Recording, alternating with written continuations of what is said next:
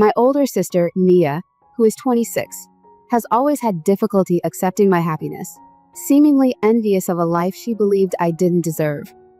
Despite her beauty and intelligence, Mia's life took a tumultuous turn after she dropped out of college to marry a wealthy man who eventually left her after seeing her true nature. Now divorced and jobless, she lives with our parents. Growing up, Mia was the star in our family's eyes, always receiving their praises, which left me feeling inadequate and overlooked. Her constant taunts during our childhood amplified my insecurities, as she would mock me, saying that no one liked me.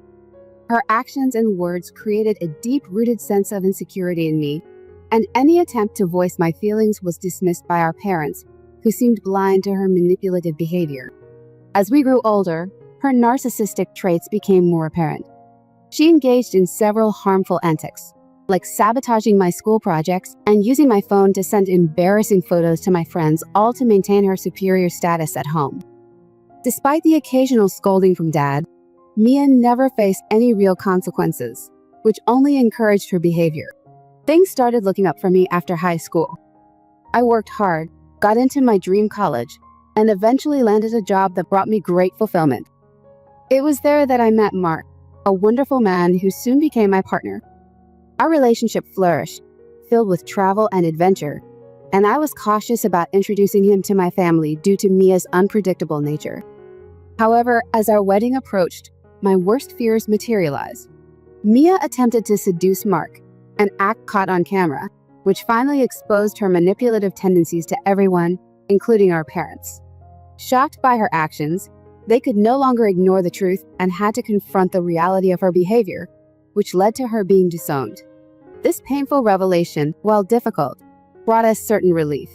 It marked a turning point where I could finally step out from under the shadow of Mia's influence and embrace a life with Mark, free from the turmoil that had overshadowed my 2 years.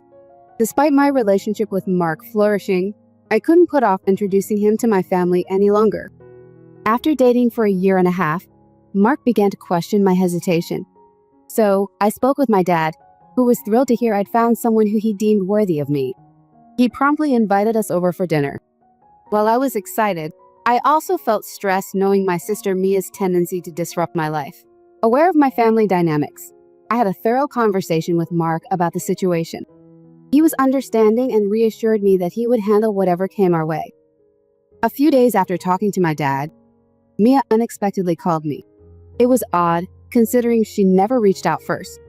She was oddly inquisitive about Mark and my plans to visit home, clearly probing for information, likely prompted by our mom who'd mentioned my serious relationship.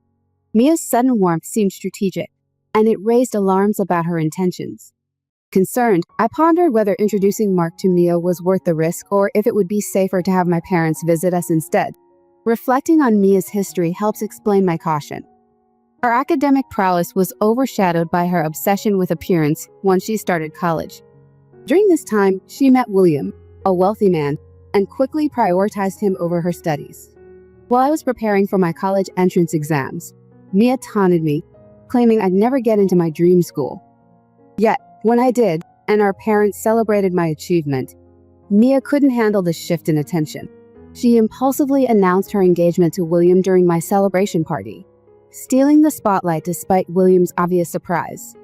Mia always flaunted the lavish gifts William gave her, taunting me by saying I'd never attract someone wealthy because of my looks. Her materialistic views were starkly opposed to my values. I believed in independence, not reliance on someone else's wealth. Shortly after, Mia and William held a grand wedding, predominantly funded by William, with my dad covering some costs out of formality. Their marriage lasted only 5 years, falling apart when Mia decided she didn't want children, a detail she had apparently never discussed with William. During my college years, I distanced myself, returning home only during holidays when Mia was usually away with William. Given all these experiences, my concerns about introducing Mark to this volatile mix of family drama seemed well-founded. The advice I received from friends and the broader community only emphasized the need for careful handling of the situation, something I intended to manage with as much grace and caution as possible. William had always wanted to become a father, but he was disappointed that Mia had never been open about her reluctance to have children.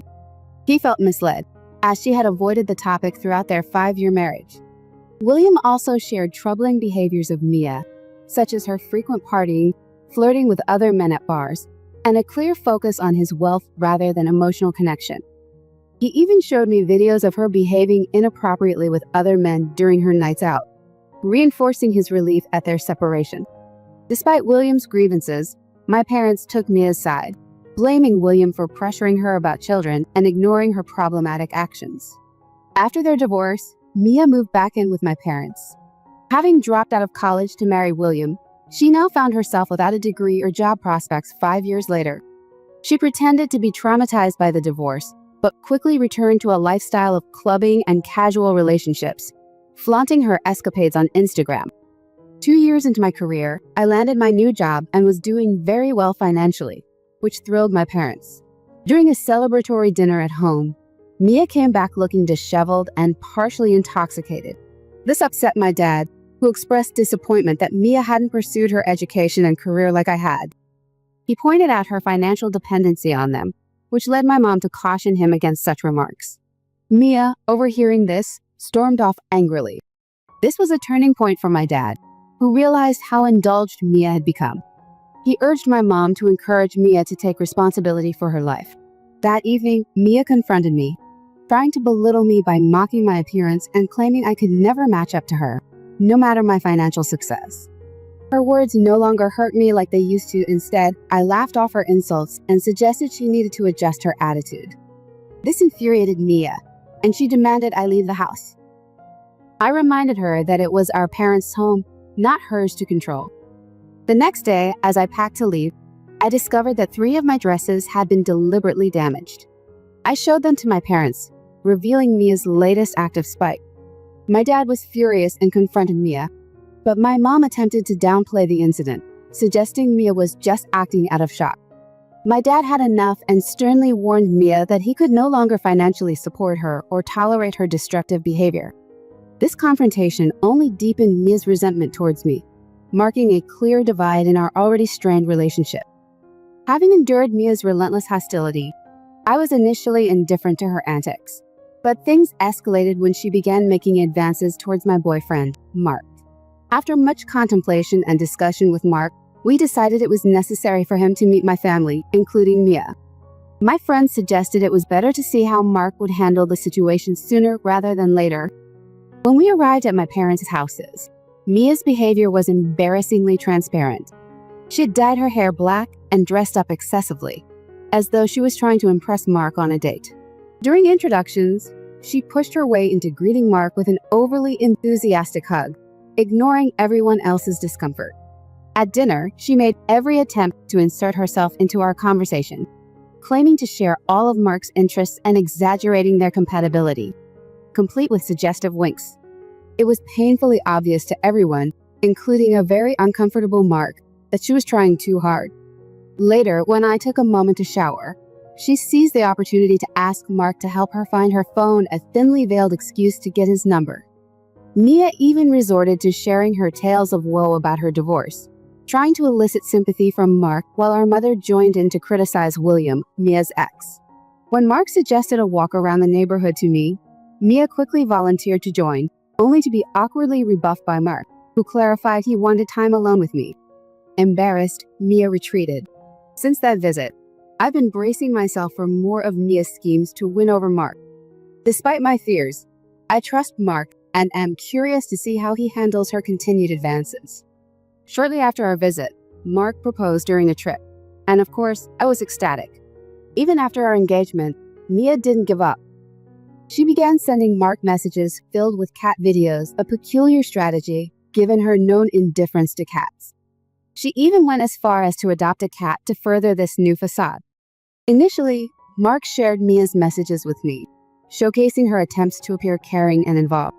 But after a while, he stopped mentioning them, which I interpreted as his way of sparing me the ongoing annoyance. This subtle shift in his handling of Mia's tactics only reinforced my trust in his loyalty and understanding of the delicate family dynamics we navigated together. After Mia's unsuccessful attempts to woo Mark, it seemed she had moved on, and so had we. Life was bustling with our demanding jobs, and honestly, we had far better things to focus on. However, a random scroll through social media revealed that Mia had recently connected with Mark's account, actively liking and commenting on nearly every post of his, even digging through archives as old as 7 to 8 years. Feeling uneasy, I impulsively checked Mark's phone and found that Mia had been sporadically texting him, although he hadn't read her messages. Her persistence appeared in the form of missed calls too, including one at 4:10 a.m., which really set off alarms for me.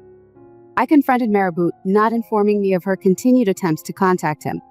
He seemed nervous, but explained that he had been ignoring her to avoid drama, thinking it best not to worry me. Mark then shared that during one late-night call, Mia had reached out in distress, rambling about her traumatic experiences with William. He had answered out of concern, fearing something was wrong. When she began to offload her emotional baggage, Mark advised her to speak with her parents instead and emphasized that such late calls were inappropriate. He also told her she should have discussed it with me first. Disturbed by his omission, I expressed my discomfort with him keeping this from me, fearing it might erode my trust. Although he reassured me that he was not swayed by her tactics, I couldn't help but recall countless stories where such situations had led to betrayal.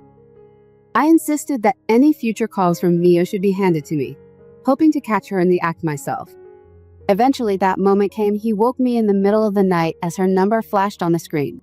When I answered, she hung up after realizing it wasn't Mark. The next day, I called her multiple times to confront her, but she didn't answer. I then texted her from Mark's phone, sternly warning her against contacting him at odd hours and stating that any urgent matter should be directed to me, not him. After that, she ceased her communications with him, and I felt a sense of relief. However, the peace was short-lived. After Mark proposed to me, and I shared our engagement news with my family, Mia resumed her old habits, bombarding Mark with messages and videos. Fed up, I called her out on her behavior, releasing all my pent-up frustration during the call. She barely responded, but the aftermath was immediate. My mother called, furious, accusing me of treating Mia harshly. She claimed my actions had caused Mia panic attacks and urged me to be more considerate towards her sister, who was supposedly struggling with depression following her divorce, an assertion that seemed contradictory to Mia's actual carefree demeanor post-divorce. Frustrated by my family's reluctance to see Mia's true nature, I told my dad that if they continued to ignore her manipulative behavior, I would have to distance myself from my own well-being. I was exhausted from being a pawn in Mia's games. Despite all the turmoil Mia had caused over the years, from body shaming and bullying to her audacious attempt to seduce my fiancé, I never anticipated she would go to such lengths to disrupt my life, especially as our wedding plans progressed. The situation reached a tipping point, but eventually my mom called to apologize, shaken by witnessing Mia's distress. According to one of my cousins, Mia had been lamenting my happy life to anyone who would listen, showcasing a mix of envy and regret that was hard to ignore. Mia's envy reached a boiling point as she spread rumors that I didn't deserve my success or my relationship with Mark, insisting that she, being the more attractive sister, was entitled to the best of everything. When I relayed her words to Mom, she paused and then advised me to focus on my upcoming wedding and the joyous life awaiting me with Mark. Fortunately, Mia kept a low profile leading up to the wedding day, allowing us to prepare without her interference. However, on the morning of the wedding, an urgent call from Mark's best friend shattered the peace. He insisted I come to Mark's room immediately, along with my parents. My heart raced as we rushed over, fearing the worst. We found Mark semi-conscious and shirtless, his groomsmen explaining that Mia had tried to sabotage him. As Mark was getting dressed, Mia appeared with a drink. Despite his refusal, she insisted, and he took a sip to avoid a scene, only to realize it was spite. He managed to excuse himself to the restroom and alerted his friend. By the time his friend arrived, Mark was slipping out of consciousness. His quick-thinking friend began recording as he entered the room and captured Mia inappropriately forcing herself on Mark, who was clearly incapacitated in protest. Mia, caught off guard by the friend's arrival, tried to spin the narrative, claiming they were consensually involved. When we arrived and confronted her, still visibly affected by the drug, it was a horrific scene. The drink, with residue still visible, underscored the severity of her actions. My parents were mortified. When Mom confronted Mia, who had hastily reapplied her smudged lipstick. Mia claimed it was mutual and that Mark had initiated. Mom, furious and disgusted by the lie, slapped her and exposed the truth with the video evidence. Realizing her plot had failed, Mia was promptly ejected from the venue by security, instructed not to let her return. The doctor confirmed Mark had been drugged, leading to severe nausea and disorientation, which delayed our ceremony as he recovered. The incident became the scandalous talk among our guests, overshadowing what should have been a day of celebration. When the wedding finally proceeded, Mark amended his vows, affirming his commitment to protect our relationship from any external negativity. After our honeymoon, my parents visited, extending heartfelt apologies to both of us for Mia's behavior, assuring us that she would no longer be a part of our lives. Dad had finally taken the step to ask her to move out and live independently. The whole ordeal left a lasting imprint on me, shaking the foundations of what was supposed to be the happiest day of our lives. I was grateful for Mark's friend's quick action, without which I might have doubted Mark's loyalty under Mia's deceitful scheme. This incident, though painful, fortified our bond and our resolve to shield our union from any further malice.